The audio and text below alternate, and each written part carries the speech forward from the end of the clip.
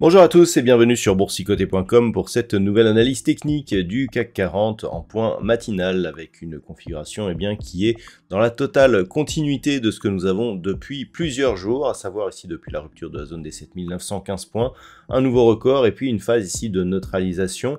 Alors on a rafraîchi le record hier mais globalement, on voit que les cours restent au-dessus de cette zone des 7915 points, avec une zone de résistance proche des 7975 points, et on ne bouge plus de cette zone malgré des forts volumes que nous avons enregistrés sur la séance d'hier. Au niveau des indicateurs techniques, c'est toujours une phase de consolidation qui est identifiée au niveau des indicateurs, on le voit notamment au niveau des histogrammes du MACD, qui nous donne ici une course toujours négative. On a un signal de sortie ici du RSI de sa zone de surachat.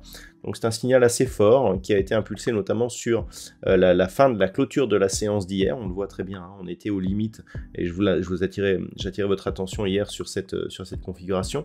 On casse ici, donc clairement la consolidation pourrait se mettre en place. C'est un petit peu, je dirais, les mêmes conditions que la veille, à savoir que cette consolidation pourrait se mettre en place sur rupture ici de cette zone des 7915 points. Au niveau du palmarès des valeurs, nous avons quelques belles hausses aujourd'hui. Au moment où je vous parle, le CAC 40 gagne 0,18%. Donc Renault gagne 1,62%, Société Générale plus 1,52%, ST Microelectronics plus 1,47%. Derrière, BNP Paribas ou Téléperformance sont sur des hausses proches de 1%. Au niveau des plus fortes baisses, le gardien du jour, c'est Saint-Gobain qui perd au moment de cette analyse 4,5%.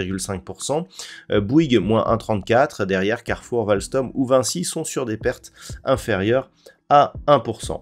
Donc on a cette séance qui est dans la totale continuité de ce que nous avions déjà hier. Donc les points à surveiller, cette zone des 7915 points. On l'a vu en concordance avec les indicateurs, une rupture de cette zone créerait justement une discontinuité dans l'évolution de la dynamique, à savoir des cours qui évoluent plutôt au-dessus de la moyenne mobile 20 exponentielle, avec des résistances qui deviennent support après cassure. Donc là, on casserait un support, on casserait la moyenne mobile 20 exponentielle.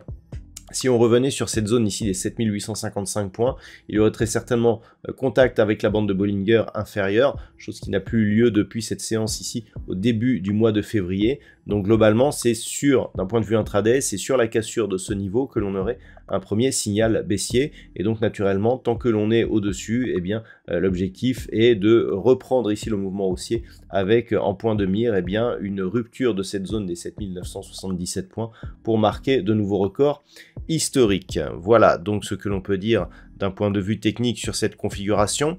D'un point de vue macroéconomique, nous avons eu le PMI manufacturier en Chine qui a été dévoilé durant la nuit. Ce chiffre s'est révélé totalement conforme aux attentes. Nous avons eu divers PMI manufacturiers au niveau de la France et de l'Allemagne. Ils sont légèrement supérieurs à ce qui était attendu. À 11h, nous aurons les chiffres de l'inflation en zone euro. C'est un chiffre qui est assez attendu et qui peut donner de la volatilité puisqu'on sait qu'il contribue à faire évoluer la politique monétaire de la Banque Centrale Européenne. Du côté des États-Unis, il faudra attendre 15h45 pour avoir un PMI manufacturier. Puis à 16h, nous aurons l'indice PMI manufacturier de l'ISM. Ce sera tout pour cette semaine. Je vous souhaite donc une très bonne séance sur les marchés. On se retrouve dès ce soir pour toutes les autres analyses techniques du site boursicoté.com.